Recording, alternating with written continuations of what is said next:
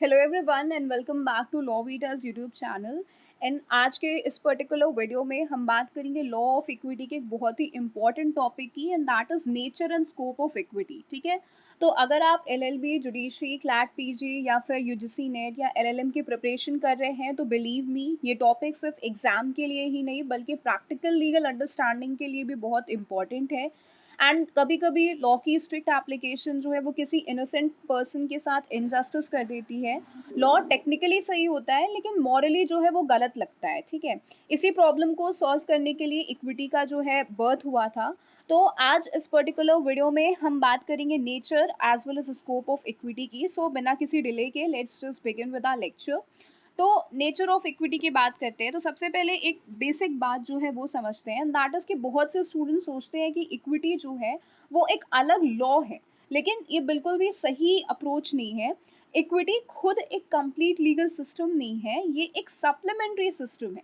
इसका मतलब क्या हुआ? इसका मतलब है कि सप्लीमेंट्री का मतलब है कि जो कमी रह गई है लॉ में उसको फुलफिल करने के लिए, उसको पूरा करने के लिए इक्विटी जो है वो इनटू प्ले आता है।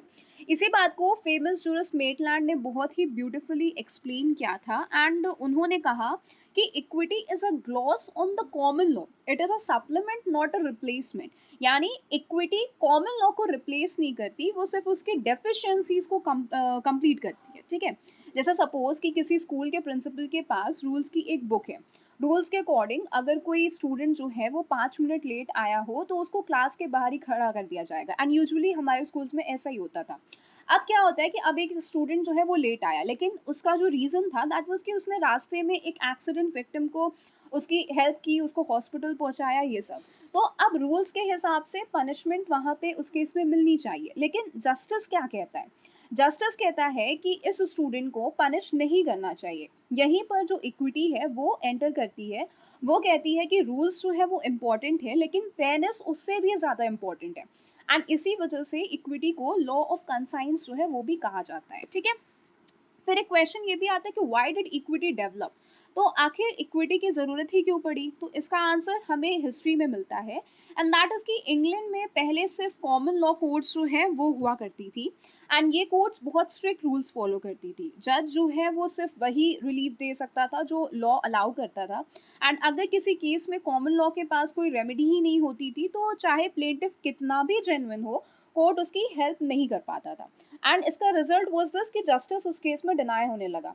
तब लोग डायरेक्टली किंग के पास पिटिशंस भेजने लगे, एंड किंग ने ये रिस्पॉन्सिबिलिटी अपने लॉर्ड चांसलर को दे दी। Lord chancellor conscience of fairness के बेसिस पर केसेस डिसाइड करते थे, एंड इसी प्रोसेस से कोर्ट ऑफ चांसरी जो है वो डेवलप हुई, और वहीं से ये जो इक्विटी है उसका भी जन्म हुआ, उसका भी बर्थ हुआ। ठीक है, तो अगर क्वेश्चन ये आता है कि व्हाई डिड इक्विटी इमर्ज, तो आंसर वुड बी कि because common law fail to provide adequate remedies in many situations. ठीक है, अब बात करते हैं इक्विटेबल रेमेडीज की, जिसमें सबसे पहला वी हैव इज इंजंक्शन। तो इंजंक्शन का मतलब होता है कोर्ट किसी पर्सन को ऑर्डर देती है कि ये काम मत करो या फिर ये काम करो। ठीक है, जैसे आपका नेबर जो है वो रोज लाउड स्पीकर लगाकर रात भर डीजे वगैरह प्ले करता है। ठीक है, एंड पुलिस यहाँ पे कुछ नहीं कर रही है तो कोर्ट इंजंक्शन पास कर सकती है कि आज के बाद लाउड स्पीकर जो है वो नहीं बजेगा। तो ये क्या है? ये इंजंक्शन है। ठीक है, दिल्ली एनसीआर में कंस्ट्रक्शन एक्टिविटीज़ को पॉल्यूशन के टाइम सुप्रीम कोर्ट और एनजीटी के डायरेक्शंस के थ्रू टेम्परेली स्टॉप कर दिया जाता है। इस तरह से इस तरह के जो रेस्ट्रेनिंग डायरेक्शंस इक्विटेबल रिलीफ की फिलॉसफी को रिफ्लेक्ट करते हैं, जब इरिपेरेबल हार्म को रोकना जो है वो ज़रूरी हो। ठीक है, देन नेक्स्ट जो इक्विटेबल रेमेडी है that is a specific performance. तो नॉर्मली कॉन्ट्रैक्ट ब्रीच होने पर कॉम्पनसेशन मिलता है, लेकिन कुछ सिचुएशंस में पैसा जो है वो इनफ नहीं होता, तब कोर्ट कहती है कि तुम जो कॉन्ट्रैक्ट है उसको एक्चुअली में परफॉर्म करो, एंड इसी को हम स्पेसिफिक परफॉर्मेंस जो है वो कहते हैं। Then next is rescission. तो रिसेशन का मतलब है कॉन्ट्रैक्ट को कैंसिल कर देना। कब? जब contract fraud, coercion, undue influence या मिसरिप्रेजेंटेशन से हुआ होता। Then next is rectification. तो रेक्टिफिकेशन का मतलब है डॉक्यूमेंट में जो जेन्युइन मिस्टेक हो उसको करेक्ट करना। ठीक है, जैसे एग्रीमेंट में गलती से 5 लाख की जगह 50 लाख टाइप हो गया तो कोर्ट उस मिस्टेक को रेक्टिफाई कर सकती है। कॉन्ट्रैक्ट दोबारा लिखने की जरूरत नहीं है, सिर्फ करेक्शन उस केस में कर दिया जाएगा। ठीक है, देन नेक्स्ट इज ट्रस्ट। तो इक्विटी का सबसे इंपॉर्टेंट कॉन्ट्रीब्यूशन है लॉ ऑफ ट्रस्ट।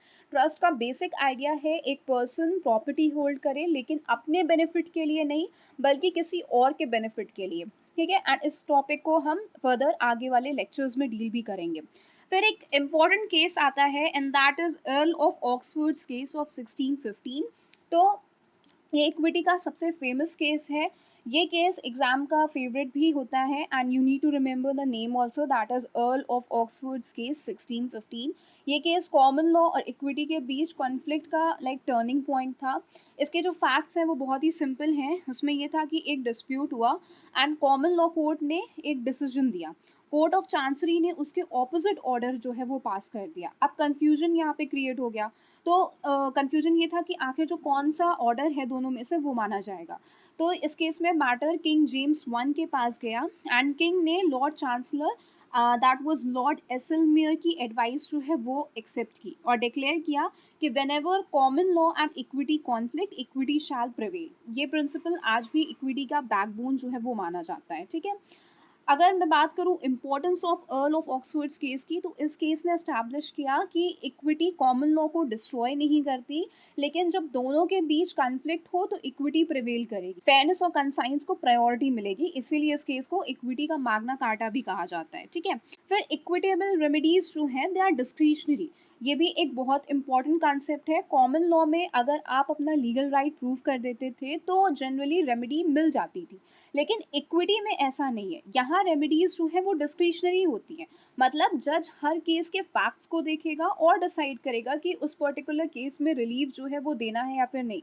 सिर्फ लीगल राइट होना ही काफ़ी नहीं होता है, प्लेंटिफ का कंडक्ट जो है वो भी फेयर होना चाहिए। इसीलिए इक्विटी का फेमस मैक्सिम है that is he who comes into equity must come with clean hands. यानी अगर आपने खुद फ्रॉड किया है, डिसऑनेस्टी की है या फिर किसी भी टाइप का कोई अनफेयर कंडक्ट किया है तो कोर्ट इक्विटेबल रिलीफ डिनाई कर सकती है उस केस में, ठीक है। जैसे अगर किसी बिजनेसमैन ने फोर्ज डॉक्यूमेंट्स के बेसिस पर इंजंक्शन मांगी तो कोर्ट उस केस में कहेगी कि तुम्हारा जो कंडक्ट है वो क्लीन नहीं है, तो वहां पे उस केस में कोई भी इक्विटेबल रिलीफ उसको नहीं प्रोवाइड की जाएगी, ठीक है। फिर इक्विटी दैट एक्ट्स इन पर्सोनम, ये भी एक इम्पॉर्टेंट फीचर है। Equity acts against the person rather than the property. इसका मतलब है कि इक्विटी प्रॉपर्टी को डायरेक्टली टारगेट नहीं करती, वो उस इंसान को ऑर्डर करती है जो प्रॉपर्टी या लीगल रिलेशनशिप से जुड़ा हुआ है, ठीक है। कोर्ट उस पर्सन को डायरेक्ट करती है कि ये काम करो या फिर ये काम जो है वो मत करो। जैसे सपोज कोर्ट किसी बिल्डर को ऑर्डर देती है इलीगल कंस्ट्रक्शन रोक दो, कोर्ट बिल्डिंग से बात नहीं कर रही है, बिल्डर से बात कर रही है, इसीलिए कहते हैं कि इक्विटी एक्ट्स इन पर्सोनम, ठीक है। फिर नेक्स्ट इज कि equity intervenes when legal rights are used unconscionably. तो स्टूडेंट्स आपको एक बहुत इंपॉर्टेंट बात समझनी है एंड दैट इज कि हर लीगल राइट का यूज़ फेयर तरीके से होना चाहिए। कभी कभी किसी पर्सन के पास लीगल राइट तो होता है लेकिन वो उस राइट का मिसयूज़ करता है, तो ऐसे सिचुएशंस में इक्विटी इंटरफेयर करती है। और यहाँ पे जो अनकॉन्शनेबली है उसका मीनिंग है ऐसा कंडक्ट जो मॉरली गलत हो, अनफेयर हो या किसी की मजबूरी का फ़ायदा उठाता हो। लॉ टेक्निकली उस पर्सन के फेवर में हो सकता है, लेकिन इक्विटी देखती है कि क्या उसका जो कंडक्ट है वो फेयर था, and if the answer is no तो कोर्ट उस पर्सन को इक्विटेबल रिलीफ जो है वो देने से डिनाई कर सकती है, मना कर सकती है, ठीक है। जैसे सपोज कि एक लैंडलॉर्ड को पता है कि उसका जो टेनेंट है वो हॉस्पिटल में एडमिट है और सीवियर इलनेस से सफ़र कर रहा है। इसी सिचुएशन का फ़ायदा उठाकर लैंडलॉर्ड तुरंत एविक्शन नोटिस जो है वो भेज देता है। हो सकता है लीगली नोटिस जो है वो वैलिड हो, लेकिन कोर्ट देख सकती है कि कंडक्ट यहाँ पे इस केस में अनफेयर था। इक्विटी का पर्पस जो है वो इनजस्टिस को प्रिवेंट करना ही है, ठीक है। अब अगर मैं बात करूँ इसका connection with the Earl of Oxford's case की, दैट वाज ऑफ 1615, तो इसी कंसेप्ट को अर्ल ऑफ ऑक्सफोर्ड्स केस में भी एम्फोसाइज किया गया था। एंड उस केस में लॉर्ड एलिस मेयर ने कहा था कि ऑफिस ऑफ द चांसलर का पर्पस है लोगों की कंसाइंस को प्रोटेक्ट करना और फ्रॉड, ब्रीच ऑफ ट्रस्ट या फिर ऑपरेशन और इनजस्टिस को रोकना। यानी इक्विटी सिर्फ लीगल रूल्स फॉलो नहीं करती, वो इंसान की ऑनेस्टी और फेयरनेस को भी इम्पोर्टेंस जो है वो देती है, ठीक है। फिर बात करते हैं फिड्यूशरी रिलेशनशिप्स की। तो फिड्यूशरी रिलेशनशिप ये जुडिशरी और यूजीसी नेट दोनों के लिए फेवरेट टॉपिक है। सबसे पहले समझते हैं कि जो फिड्यूशरी रिलेशनशिप है वो क्या होता है। तो इक्विटी उन रिलेशनशिप्स को रेगुलेट करती है जो ट्रस्ट एंड कॉन्फिडेंस पर बेस्ड होते हैं, इसी को हम कहते हैं फिड्यूशरी रिलेशनशिप, ठीक है। एंड एग्जाम्पल्स की अगर बात करें, रियल लाइफ एग्जाम्पल्स की, तो ट्रस्टी और बेनिफिशियरी के बीच एक फिड्यूशियरी रिलेशनशिप होता है, फिर ऐसे ही लॉयर क्लाइंट के बीच होता है, डॉक्टर पेशेंट के बीच होता है, गार्जियन माइनर के बीच होता है, ठीक है। तो हर जगह एक कॉमन एलिमेंट होता है एंड दैट इज ट्रस्ट, और जहाँ ट्रस्ट होता है वहाँ इक्विटी जो है वो अप्लाई होती है, ठीक है। फिर बात करते हैं ड्यूटीज़ इन फिड्यूशियरी रिलेशनशिप की, तो ये एग्जामिनेशन पॉइंट ऑफ व्यू से इम्पॉर्टेंट है। सबसे पहला इज ड्यूटी ऑफ लॉयल्टी। इसका मतलब है फिड्यूशरी हमेशा बेनिफिशियरी के बेस्ट इंटरेस्ट में काम करेगा, अपना पर्सनल बेनिफिट नहीं देखेगा, ठीक है। जैसे एक ट्रस्टी ट्रस्ट की प्रॉपर्टी को सिर्फ बेनिफिशियरी के बेनिफिट के लिए मैनेज करेगा, खुद के प्रॉफिट के लिए नहीं कर सकता है वो, ठीक है। देन सेकेंड इसकी duty to avoid conflict of interest. अगर फिड्यूशरी के पर्सनल इंटरेस्ट और बेनिफिशियरी के इंटरेस्ट में कॉन्फ्लिक्ट हो तो फिड्यूशरी को अपना पर्सनल इंटरेस्ट साइड में रखना होगा, ठीक है। जैसे एक कंपनी डायरेक्टर अपनी कंपनी के कॉन्ट्रैक्ट खुद की कंपनी को सीक्रेटली नहीं दे सकता, यहाँ पे इस केस में कॉन्फ्लिक्ट ऑफ इंटरेस्ट होगा। Then next is duty not to make secret profits. ये सबसे इंपॉर्टेंट ड्यूटी है। फिड्यूशरी अपनी पोजीशन का मिसयूज करके हिडन प्रॉफिट नहीं अर्न कर सकता, चाहे बेनिफिशियरी को लॉस हुआ हो या फिर ना हुआ हो, सिर्फ सीक्रेट प्रॉफिट बनाना ही सफिशिएंट है लाइबिलिटी के लिए, ठीक है। तो इस प्रिंसिपल को इस्टेब्लिश करता है केस दैट इज कीच वर्सेस सैंडफोर्ड ऑफ 1726। ये इक्विटी का लैंडमार्क केस है एंड एग्जाम में यहाँ से डायरेक्टली क्वेश्चंस पुट अप होते हैं। फैक्ट्स ये थे इस केस के कि एक ट्रस्टी एक प्रॉपर्टी लीज मैनेज कर रहा था, लीज रिन्यू करने का टाइम आया, लैंडलॉर्ड ने ट्रस्ट के नाम पर लीज रिन्यू करने से मना कर दिया, लेकिन ट्रस्टी ने वही लीज अपने खुद के नाम पर रिन्यू करा ली। उसने सोचा कि जो लैंडलॉर्ड है वो ट्रस्ट को तो लीज नहीं दे रहा, मैं अपने नाम पर ही ले लेता हूँ, किसी को नुकसान भी नहीं हुआ। लेकिन कोर्ट ने इस रीजनिंग को रिजेक्ट कर दिया एंड कोर्ट ने कहा कि ट्रस्टी को लीज बेनिफिशियरी के नाम ट्रांसफ़र करनी होगी और ट्रस्टी खुद कोई प्रॉफिट नहीं रख सकता है, ठीक है। इस केस ने एक स्ट्रिक्ट रूल स्टैब्लिश किया एंड दैट इज कि no fiduciary can make personal profit from his position without informed consent. चाहे इंटेंशन गुड हो, चाहे बेनिफिशियरी को एक्चुअल लॉस जो है वो ना हुआ हो, फिर भी फिड्यूशरी जहाँ इस केस में लाइक लाइबल होगा, ठीक है। जैसे सपोज एक चार्टर्ड अकाउंटेंट को क्लाइंट की कॉन्फिडेंशियल फाइनेंशियल इन्फॉर्मेशन मिलती है, वो उस इन्फॉर्मेशन का यूज़ करके स्टॉक मार्केट वगैरह में इन्वेस्टमेंट कर लेता है, चाहे क्लाइंट को डायरेक्ट लॉस ना हुआ हो, फिर भी ये फिड्यूशरी ड्यूटी का वॉयलेशन है। इसी प्रिंसिपल की फाउंडेशन जो है वो कीच वर्सेस सैंडफोर्ड वाले केस ने रखी थी, ठीक है। अब हम बात करते हैं स्कोप ऑफ इक्विटी की। ये हमारा सेकेंड पार्ट है इस पर्टिकुलर लेक्चर का। तो नेचर बताता है इक्विटी है क्या, लेकिन स्कोप जो है वो बताता है कि इक्विटी आखिर काम कहाँ कहाँ करती है। तो स्कोप ऑफ इक्विटी का मतलब है वो सारे एरियाज जहाँ इक्विटेबल प्रिंसिपल्स, लीगल राइट्स और रेमेडीज को इन्फ्लुएंस करते हैं। फेमस जूरिस्ट जोसेफ स्टोरी ने इक्विटी को 3 जुरिस्डिक्शंस में डिवाइड किया एंड ये जो क्लासिफिकेशन है वो काफ़ी ज़्यादा इंपॉर्टेंट है। सबसे पहला इज़ द एक्सक्लूसिव जुरिस्डिक्शन। इसका मतलब है ऐसे मैटर्स जहां कॉमन लॉ के पास कोई रेमेडी ही नहीं थी, सिर्फ इक्विटी ही रिलीफ उन केसेस में प्रोवाइड करती थी, ठीक है। इसके एग्जांपल्स हैं trust, fiduciary duties, guardianship and यहाँ इक्विटी का कंप्लीट कंट्रोल हुआ करता था। अगर किसी चाइल्ड की प्रॉपर्टी राइट्स प्रोटेक्ट करने हैं या ट्रस्ट एडमिनिस्ट्रेशन का इशू है तो हिस्टोरिकली कॉमन लॉ सफिशिएंट नहीं थी, तो यहाँ पे इन केसेस में इक्विटी ने ही प्रॉपर रेमेडी जो है वो प्रोवाइड की। Then second is concurrent jurisdiction. अब दूसरा है कॉन्करेंट जुरिस्डिक्शन। यहाँ कॉमन लॉ भी रेमेडी देती थी और इक्विटी भी, लेकिन इक्विटी बेटर रेमेडी प्रोवाइड करती थी एंड इसके एग्जांपल्स हैं स्पेसिफिक परफॉर्मेंस, इंजंक्शन एक्सेट्रा। जैसे आपने एक रेयर पेंटिंग जो है वो परचेज की और सेलर रिफ्यूज़ कर देता है उसकी डिलीवरी देने से, तो कॉमन लॉ बोलेगी कि मनी ले लो, लेकिन इक्विटी जो है वो बोलेगी कि पेंटिंग ही दिलवा देते हैं। इसीलिए इक्विटी की जो रेमेडी है वो सुपीरियर मानी जाती है। Then next is auxiliary jurisdiction. ये तीसरा और लास्ट जुरिस्डिक्शन है। ऑक्सिलरी का मतलब होता है हेल्प करना। यहाँ इक्विटी कॉमन लॉ को रिप्लेस नहीं करती, सिर्फ उसकी असिस्टेंस करती है and examples of this is discovery of documents, perpetuation of testimony. यानी कोर्ट एविडेंस कलेक्ट करने और प्रिजर्व करने में हेल्प करती थी। आज के मॉडर्न सिविल प्रोसीजर में भी डॉक्यूमेंट प्रोडक्शन और एविडेंस प्रिजर्वेशन की इंपॉर्टेंस इसी हिस्टोरिकल कॉन्सेप्ट से जुड़ी हुई है, ठीक है। हम बात करते हैं लॉ ऑफ ट्रस्ट की। तो यहाँ पे इक्विटी का सबसे इम्पॉर्टेंट स्कोप वाला एरिया लॉ ऑफ ट्रस्ट भी है एंड ये ऑलमोस्ट हर एग्जाम में पूछा जाता है। सबसे पहले ट्रस्ट समझिए। ट्रस्ट का मतलब है एक पर्सन अपनी प्रॉपर्टी दूसरे पर्सन को ट्रांसफ़र करता है ताकि वो उस प्रॉपर्टी को किसी तीसरे पर्सन के बेनिफिट के लिए होल्ड करे। एंड यहाँ पे 3 पार्टीज़ जो हैं वो इन्वॉल्व होती हैं। सबसे पहला इज़ ऑथर या फिर सेटलर, यानी वो पर्सन जो कि ट्रस्ट बनाता है। देन यू हैव ट्रस्टी जो प्रॉपर्टी होल्ड करता है, and last one you have beneficiary जिसके बेनिफिट के लिए प्रॉपर्टी रखी जाती है, ठीक है। एंड ट्रस्ट इन इंडिया, तो इंडिया में ट्रस्ट को रेगुलेट करता है इंडियन ट्रस्ट एक्ट ऑफ 1882। ये एक्ट इक्विटी के प्रिंसिपल्स को स्टैट्यूटरी रिकॉग्निशन देता है और ट्रस्टी की ड्यूटीज, लायबिलिटीज और बेनिफिशियरी के राइट्स को डिफाइन करता है, ठीक है। नेक्स्ट अब हम आते हैं डॉक्ट्रीन ऑफ प्रोमिसरी एस्ट्रोपल पे। सबसे पहले इस टर्म को सिंपल लैंग्वेज में समझते हैं। प्रोमिसरी का मतलब होता है प्रॉमिस और एस्ट्रोपल का मतलब होता है किसी पर्सन को बाद में अपनी बात से मुकरने से रोक देना। तो दोनों को मिलाकर जो मीनिंग है दैट इज़ कि अगर किसी पर्सन ने एक प्रॉमिस किया और दूसरे पर्सन ने उस प्रॉमिस पर भरोसा करके अपनी पोजीशन जो है वो चेंज कर ली, तो पहला पर्सन बाद में उस प्रॉमिस से मुकर नहीं सकता, ठीक है। इसको एक सिंपल इलस्ट्रेशन से समझते हैं कि जैसे आपके फ्रेंड ने कहा तुम मेरी शॉप में इन्वेस्टमेंट कर दो, ठीक है, मैं तुम्हें 30% जो उसका प्रॉफिट होगा वो प्रोवाइड करूँगा। आपने उसकी बात मान ली और अपनी सेविंग्स उसमें इन्वेस्ट कर दी। अब कुछ महीने बाद वो कहता है कि मैंने तो मजाक में ही ये बात तुमसे बोली थी। तो यहाँ पे इस केस में क्या ये फेयर होगा? सो बिल्कुल नहीं। यहीं पर इक्विटी कहती है कि तुम अपनी बात से मुकर नहीं सकते, एंड इसी को वी से प्रॉमिसरी एस्ट्रोपल, ठीक है। जैसे कोविड-19 के टाइम बहुत सारे लैंडलॉर्ड्स ने टेनेंट से कहा कि फ़िलहाल आधा रेंट दे दो, और टेनेंट्स ने उस एश्योरेंस पर अपनी फाइनेंशियल प्लानिंग की। अगर लैंडलॉर्ड जो है वो बाद में अचानक से कहे कि अब मुझे पिछले सारे महीनों का फुल रेंट एक साथ चाहिए, तो कोर्ट देख सकती है कि टेनेंट ने उस प्रॉमिस पर रिप्लाई किया था। यहाँ पे इक्विटी अनफेयर कंडक्ट को अलाउ नहीं करती है, ठीक है।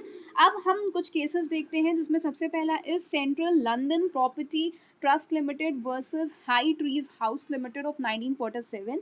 तो ये प्रॉमिसरी एस्टॉपल का सबसे फेमस केस है। इसको इसीलिए इसको जनरली हाई ट्रीज केस के नाम से भी जाना जाता है। एंड इसके फैक्ट्स ये हैं कि सेकेंड वर्ल्ड वॉर के टाइम में लंदन में लोगों की जो संख्या है वो बहुत कम हो गई थी, एंड रिजल्ट वाज दिस कि बिल्डिंग्स जो है वो काफ़ी खाली रहने लगी थी। तो एक लैंडलॉर्ड ने टेनेंट से कहा कि ठीक है अभी तुम हाफ रेंट दे दो, एंड टेनेंट ने इसी अश्योरेंस के बेसिस पर हाफ रेंट जो है वो पे किया था। वॉर ख़त्म होने के बाद लैंडलॉर्ड ने कहा कि अब मुझे पिछले सारे सालों का फुल रेंट भी चाहिए। तो मैटर इस केस में कोर्ट के पास गया, एंड द जजमेंट वॉज कि यहाँ पे जस्टिस लॉर्ड डेनिंग ने कहा कि लैंडलॉर्ड अपनी पहली वाली प्रॉमिस से मुकर नहीं सकता। जब टेनेंट ने उस प्रॉमिस पर रिलाई करके अपनी पोजीशन चेंज कर ली, तो इक्विटी उस प्रॉमिस को एनफोर्स करेगी। इसी डिसीजन ने डॉक्ट्रिन ऑफ प्रॉमिसरी एस्ट्रोपल को मॉडर्न फॉर्म जो है वो प्रोवाइड की थी, ठीक है। एंड ये केस हमें बताता है कि लॉ सिर्फ रिटन कॉन्ट्रैक्ट्स ही नहीं देखता, कभी कभी फेयरनेस और गुड फेथ भी इक्वली इंपॉर्टेंट होते हैं। इसी वजह से प्रॉमिसरी एस्ट्रोपल को डॉक्ट्रिन ऑफ फेयरनेस भी कहा जाता है, ठीक है। अब हम बात करते हैं equity in modern legal systems की। तो एक क्वेश्चन आता है कि आज के टाइम में जब मॉडर्न कोर्ट्स एग्जिस्ट करती हैं, तो क्या इक्विटी अलग कोर्ट के रूप में एग्जिस्ट करती है? So the answer is no. England में जुडिकेचर एक्ट्स 1873 टू 1875 के बाद कॉमन लॉ और इक्विटी की एडमिनिस्ट्रेशन को मर्ज कर दिया गया था, यानी अलग अलग कोर्ट्स खत्म हो गई, लेकिन इक्विटी के प्रिंसिपल्स आज भी सर्वाइव करते हैं। एंड मीनिंग जो है जुडिकेचर एक्ट्स की, तो पहले इंग्लैंड में दो अलग कोर्ट्स हुआ करती थी। Number one was common law courts, and दूसरा वाज कोर्ट ऑफ चांसरी। इसी वजह से सेम डिस्प्यूट के लिए दो अलग डिसीजंस भी आ सकते थे। ये सिस्टम प्रैक्टिकल डिफिकल्टीज जो है वो क्रिएट करता था, और जुडिकेचर एक्ट्स ने कोर्ट सिस्टम को यूनिफाई कर दिया। अब एक ही कोर्ट है जो कि कॉमन लॉ और इक्विटी दोनों अप्लाई कर सकती है, ठीक है। एंड जो गोल्डन रूल आया आफ्टर जुडिकेचर एक्ट्स, तो दैट वाज कि अगर कॉमन लॉ और इक्विटी के बीच कॉन्फ्लिक्ट हो, तो इक्विटी जो है वो प्रिवेल करेगी, यानी फेयरनेस को प्रायोरिटी मिलेगी। ये प्रिंसिपल आज भी इक्विटी की फाउंडेशन माना जाता है। एंड अगर मैं बात करूँ इक्विटी इन इंडिया की, तो एक इम्पॉर्टेंट क्वेश्चन ये है कि क्या इंडिया में इंग्लैंड की तरह अलग इक्विटी कोर्ट है? So the answer is no. India में सेपरेट कोर्ट ऑफ इक्विटी नहीं है, लेकिन इसका मतलब ये नहीं है कि इक्विटी इंडिया में एग्जिस्ट ही नहीं करती है। इंस्टेड इंडियन कोर्ट्स इक्विटी के प्रिंसिपल्स को स्टैट्यूट्स और जुडिशियल डिसीजंस के थ्रू अप्लाई करते हैं, यानी इक्विटी हमारे लीगल सिस्टम का एक इंटीग्रल पार्ट है।